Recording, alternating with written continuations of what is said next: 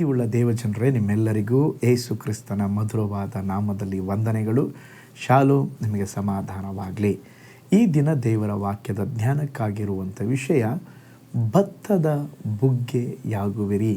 ಅದಕ್ಕೆ ಆಧಾರ ವಾಕ್ಯ ಯೆಶಾಯ 58ನೇ ಅಧ್ಯಾಯ 11ನೆಯ ವಚನ. ನೀವು ತಂಪಾದ ತೋಟಕ್ಕೂ ನೀರಿಗೆ ಮೋಸವಿಲ್ಲದ ಬುಗ್ಗೆಗೂ ಸಮಾನವಾಗುವಿರಿ. ನೋಡ್ರಿ, ದೇವರು ತನ್ನ ಜನರನ್ನು ಯಾವಾಗಲೂ ಬತ್ತಿದ ಸ್ಥಳಗಳಲ್ಲಿ ಕೂಡ ಕಾದು ಕಾಪಾಡಿ ಸಮೃದ್ಧಿಯನ್ನು ಕೊಡುತ್ತೇನೆಂಬುದಾಗಿ ವಾಗ್ದಾನ ಮಾಡಿದ್ದಾರೆ. ಕೆಲವು ಸಮಯಗಳಲ್ಲಿ ನಮ್ಮ ಜೀವಿತದಲ್ಲಿ ಎಲ್ಲವೂ ಬತ್ತಿದಂತಾಗತ್ತೆ.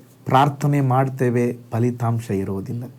ಸೇವೆಯಲ್ಲಿ ಒಂದು ನಿರುತ್ಸಾಹ, ಹೃದಯದಲ್ಲಿ ಒಂದು ಖಾಲಿಯಾದ ಅನುಭವ.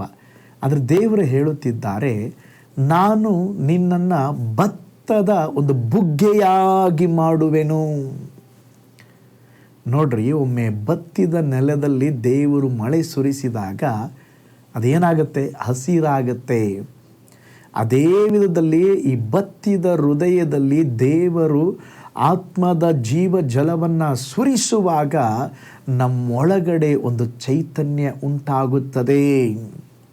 ಹಾಗಾದರೆ ದೇವರೊಂದಿಗೆ ಯಾರು ನಡೆಯುತ್ತಿರುತ್ತಾರೋ ಅವರ ಜೀವಿತದಲ್ಲಿ ಬತ್ತಿ ಹೋದ ಅನುಭವ ಬರುವುದಿಲ್ಲ ರೀ. ಯಾಕೆಂದರೆ ದೇವರು ವಾಗ್ದಾನ ಮಾಡಿದ್ದಾರೆ, ನೀವು ತಂಪಾದ ತೋಟದಂತೆ, ನೀರಿಗೆ ಮೋಸವಿಲ್ಲದ ಬುಗ್ಗೆಯಂತೆ ನಾನು ಮಾಡುತ್ತೇನೆ. ನೋಡ್ರಿ, ಕೆಲವು ಸಾರಿ ಈ ಬತ್ತಿ ಹೋದ ಪರಿಸ್ಥಿತಿಯಲ್ಲಿ ಅದರ ಮಧ್ಯದಲ್ಲಿ ಸಹ ದೇವರು ನಮ್ಮ ಆತ್ಮವನ್ನು ತೃಪ್ತಿಗೊಳಿಸುವನೆಂಬುದಾಗಿ ವಾಗ್ದಾನ ಮಾಡುತ್ತಿದ್ದಾರೆ. ಅಂದರೆ ಬಯಲಿನಲ್ಲಿ ಸಹ ಆಶೀರ್ವಾದದ ಬುಗ್ಗೆಯನ್ನು ತೋಡಬಲ್ಲ ದೇವರು ನಮ್ಮ ದೇವರಾಗಿದ್ದಾರೆ. ಅದಕ್ಕೆ ಕೀರ್ತನೆ 107:35ನೇ ವಚನದಲ್ಲಿ ನಾವು ನೋಡ್ತೇವೆ, ಆತನು ಬಯಲನ್ನು ನೀರಿನ ಕೆರೆಯನ್ನಾಗಿ, ಬರಿದಾದ ನೆಲವನ್ನು ನೀರಿನ ಬುಗ್ಗೆಯಾಗಿ ಮಾಡ್ತಾರಂತೆ. ಒಂದನ್ನು ನೆನಪಿಟ್ಕೊಳ್ರಿ, ನಮ್ಮ ಜೊತೆಯಲ್ಲಿ ದೇವರ ಸಾನ್ನಿಧ್ಯ, ದೇವರ ಪ್ರಸನ್ನತೆ ಇರುವಾಗ ನಾವು ಬತ್ತಿ ಹೋಗೋದಿಲ್ಲ, ನಾವು ಒಣಗಿ ಹೋಗೋದಿಲ್ಲ. ನಾವು ತಂಪಾದ ತೋಟಕ್ಕೂ ನೀರಿಗೆ ಮೋಸವಿಲ್ಲದ ಬುಗ್ಗೆಗೆ ಸಮಾನವಾಗಿರಬೇಕಾದ್ರೆ ನಾವು ದೇವರೊಟ್ಟಿಗೆ ಐಕ್ಯವಾಗಿರಬೇಕು, ದೇವರ ಸಂಬಂಧದಲ್ಲಿರಬೇಕು. ನೀನು ಯಾವಾಗ ದೇವರನ್ನು ಬಿಟ್ಟು ಲೋಕದ ಕಡೆಗೆ ಹೋಗ್ತೀಯೋ, ದೇವರನ್ನು ಬಿಟ್ಟು ಪಾಪಮಯವಾದ ಕಾರ್ಯಗಳನ್ನು ಮಾಡಲಿಕ್ಕೆ ಆರಂಭಿಸ್ತೀಯೋ, ಆವಾಗಲೇ ನಿನ್ನ ಜೀವಿತದಲ್ಲಿ ಒಂದು ಬರುಡಾದ ಅವಸ್ಥೆ ಕಾಣಿಸಿಕೊಳ್ಳುತ್ತದೆ. ಅದಕ್ಕೆ ಸ್ಥಳ ಕೊಡಬೇಡ್ರಿ. ನೋಡ್ರಿ, ನಮ್ಮ ದೇಶದಲ್ಲಿ, ನಮ್ಮ ಊರುಗಳಲ್ಲಿ ಈ ನದಿ ಇರ್ತದೆ, ಹೊಳೆ ಇರ್ತದೆ, ಕೆರೆ ಇರ್ತದೆ. ಈ ಜಾಸ್ತಿ ಬಿಸಿಲು ಕಾಲ ಬಂದರೆ, ಬೇಸಿಗೆ ಬಂದರೆ ಕೆಲವು ನದಿ ಕೆರೆ ಬತ್ತಿ ಹೋಗ್ತದೆ. ಸುತ್ತಮುತ್ತಲಿರುವ ಗಿಡ ಮರಗಳು ಬಿಸಿಲಿನ ತಾಪಕ್ಕೆ ಒಣಗಿ ಹೋಗ್ತದೆ. ಆದರೆ ದೇವರು ಹೇಳುತ್ತಿದ್ದಾರೆ, ನಿನ್ನ ಲೈಫಲ್ಲಿ ಬೇಸಿಗೆ ಬಂದರೂ ಕೂಡ, ಬೇಸಿಗೆ ಕಾಲ ಬಂದರೂ ಕೂಡ, ಬಿಸಿಗೆ ಕಾಲ ಬಂದರೂ ಕೂಡ, ನಾನು ನಿನ್ನ ಜೊತೆ ಇರುವುದಾದರೆ ನೀನು ಬತ್ತಿ ಹೋಗುವುದಿಲ್ಲ. ನೀನು ಸಮೃದ್ಧಿಯಾಗಿ ನಿನ್ನ ಲೈಫಲ್ಲಿ ಬತ್ತಿದ ಸ್ಥಳದಲ್ಲಿ ನಾನು ಬುಗ್ಗೆಯನ್ನು ಉಂಟು ಮಾಡ್ತೀನಿ ಎಂಬುದಾಗಿ ದೇವರು ಹೇಳ್ತಾ ಇದ್ದಾರೆ. ನಿಮ್ಮ ಜೀವಿತದಲ್ಲಿ ದೇವರನ್ನ ನಂಬ್ರಿ. ನಾವು ಹಳೆ ಒಡಂಬಡಿಕೆಯಲ್ಲಿ ನೋಡ್ತೇವೆ, ಒಬ್ಬ ಪ್ರವಾದಿಯ, ಅವನು ತೀರಿ ಹೋಗ್ಬಿಟ್ಟ. ಪಾಪ, ಅವನ ಹೆಂಡತಿ ಮನೆಯಲ್ಲಿ ಮಕ್ಕಳಿದ್ದಾರೆ, ಮಕ್ಕಳನ್ನು ಕರ್ಕೊಂಡು ಹೋಗ್ಬಿಟ್ಟಿದ್ದಾರೆ. ಎಲೀಷನ ಹತ್ರ ಹೋಗಿ, ಅಯ್ಯೋ ನನ್ನ ಮಕ್ಕಳನ್ನ ಸಾಲಗಾರ ತೊಗೊಂಡೋಗ್ಬಿಟ್ಟಿದ್ದಾರೆ, ಏನು ಮಾಡಬೇಕು ಪ್ರವಾದಿ ಗೊತ್ತಿಲ್ಲ ಅಂತ ಹೇಳಿದಾಗ, ನಿನ್ನ ಮನೆಯಲ್ಲಿ ಏನಿದೆ ಅಂತ ಕೇಳಿದ್ರು. ನನ್ನ ಮನೇಲಿ ಏನೂ ಇಲ್ಲ, ಇದ್ದಿದ್ರೆ ಅದನ್ನೇ ತೊಗೊಂಡೋಗ್ತಾಯಿದ್ರು, ನನ್ನ ಮಕ್ಕಳನ್ನ ಕರ್ಕೊಂಡೋಗಿದ್ದಾರೆ.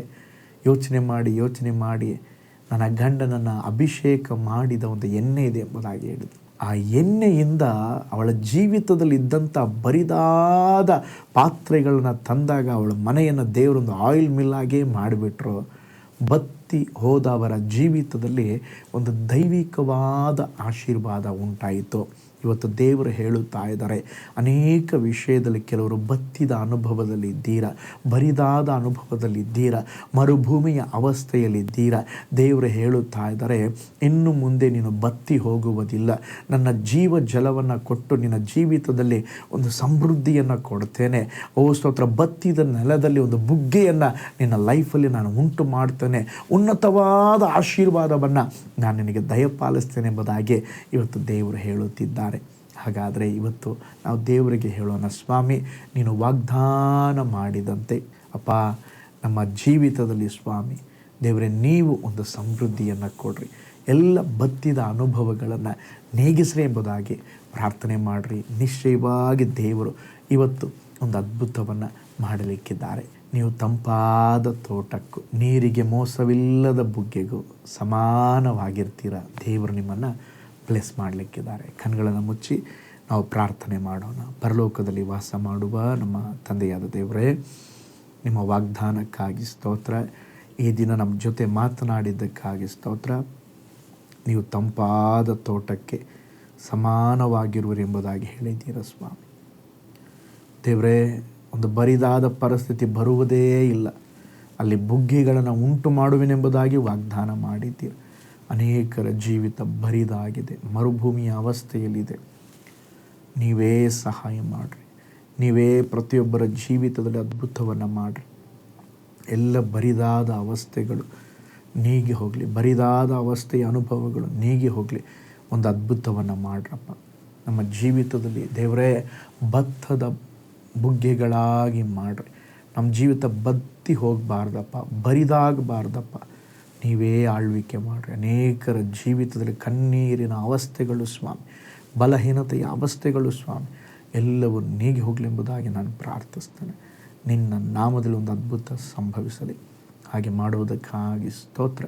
ಯೇಸುವಿನ ಹೆಸರಿನಲ್ಲಿ ತಂದೆಯೇ, ಆಮೇನ್. Price lord. ಕರ್ತನು ನಿಮ್ಮ ಜೀವಿತದಲ್ಲಿ ನೀವು ತಂಪಾದ ತೋಟಕ್ಕೂ ನೀರಿಗೆ ಮೋಸವಿಲ್ಲದ ಒಂದು ಬುಗ್ಗೆಗಳಾಗಿ ಮಾರ್ಪಡುವಿರಿ. ದೇವರು ಬರಿದಾದ ಅನುಭವಗಳನ್ನು ನೀಗಿಸಲಿಕ್ಕಿದ್ದಾರೆ. ಭತ್ತದ ಬುಗ್ಗೆಯಾಗಿ ನಿಮ್ಮ ಲೈಫನ್ನು ದೇವರು ಆಶೀರ್ವಾದ ಮಾಡಲಿಕ್ಕಿದ್ದಾರೆ. ದೇವರನ್ನ ನಂಬ್ರಿ, ಮುನ್ನುಗ್ರಿ. ನಿಮ್ಮ ಜೀವಿತದಲ್ಲಿ ಸಂಗತಿಗಳು ಬದಲಾಗ್ತದೆ. ನಾಳೆ ಮತ್ತೊಂದು ದೈನಂದಿನ ಧ್ಯಾನದಲ್ಲಿ ನಾನು ನಿಮ್ಮನ್ನು ಸಂಧಿಸಲಿಕ್ಕಿದ್ದೇನೆ. ನಾನು ನಿಮ್ಮ ಪ್ರೀತಿಯ ಸೇವಕ pastor Paul Joy. God bless you. ಕರ್ತನಲ್ಲಿ ಪ್ರಿಯರೇ, ಈ ಸಂದೇಶ ಮತ್ತು ಪ್ರಾರ್ಥನೆ ನಿಮಗೆ ಆಶೀರ್ವಾದಕರವಾಗಿದ್ದರೆ, ದೇವರು ನಿಮ್ಮನ್ನು ಪ್ರೇರೇಪಿಸಿದರೆ, ನಂಬಿಕೆಯಿಂದ ಸಾಗುವ ಈ ಸೇವೆಗೆ ನಿಮ್ಮ ಅಮೂಲ್ಯವಾದ ಕಾಣಿಕೆಯನ್ನು ಬಿತ್ತಿರಿ. ಪ್ರೀತಿಯ ದೇವಜನರೇ, ವಾಯ್ಸ್ ಆಫ್ ಹೋಪ್ ಮಿನಿಸ್ಟ್ರಿಯ ವತಿಯಿಂದ ಕೋರಮಂಗಲದಲ್ಲಿ ಪ್ರತಿ ಭಾನುವಾರ ಬೆಳಿಗ್ಗೆ 9:30ಕ್ಕೆ ಕನ್ನಡ ಆರಾಧನೆ ನಡೆಯುತ್ತಿದೆ. ಆತ್ಮಭರಿತವಾದ ಆರಾಧನೆ, ಮನಮುಟ್ಟುವ ಸಾಕ್ಷಿ, ಬಲಪಡಿಸುವ ದೇವ ಸಂದೇಶ. ಬನ್ನಿ, ನಮ್ಮೊಂದಿಗೆ ಭಾಗಿಯಾಗಿ ಕರ್ತನನ್ನು ಆರಾಧಿಸಿರಿ. ನೂತನ ತಿಂಗಳ ಆಶೀರ್ವಾದ ಕೂಟ ಪ್ರತಿ ತಿಂಗಳು ಮೊದಲ ದಿನ ಸಂಜೆ 7 ಗಂಟೆಗೆ. ಪ್ರತಿ ತಿಂಗಳು 2ನೇ ಶನಿವಾರ ಬಿಡುಗಡೆ ಉಪವಾಸ ಪ್ರಾರ್ಥನೆ ಕೂಟ ಬೆಳಿಗ್ಗೆ 10:30ಕ್ಕೆ. ನಿಮಗಾಗಿ ಪ್ರಾರ್ಥಿಸಬೇಕೆ? ನಿಮಗೆ ಯಾವುದಾದರೂ ಪ್ರಾರ್ಥನೆ ಮನವಿಗಳು ಇರುವುದಾದರೆ ಕೆಳಗಿನ ನಂಬರಿಗೆ ಕರೆ ಮಾಡಿ ಅಥವಾ ವಾಟ್ಸಪ್ ಮಾಡಿ. ಈ ಆತ್ಮಿಕ ಸಂದೇಶಗಳು ನಿಮಗೆ ಆಶೀರ್ವಾದಕರವಾಗಿದ್ದರೆ ಲೈಕ್ ಮಾಡಿರಿ. ಇಂಥ ಅದ್ಭುತ ಸಂದೇಶ ಪ್ರತಿದಿನ ನೋಡಲು ಬಯಸುವುದಾದರೆ ಸಬ್ಸ್ಕ್ರೈಬ್ ಮಾಡಿ ಹಾಗೂ ಇತರರೊಂದಿಗೆ ಶೇರ್ ಮಾಡಿರಿ. ಕರ್ತನು ನಿಮ್ಮನ್ನು, ನಿಮ್ಮ ಕುಟುಂಬವನ್ನು ಆಶೀರ್ವದಿಸಲಿ.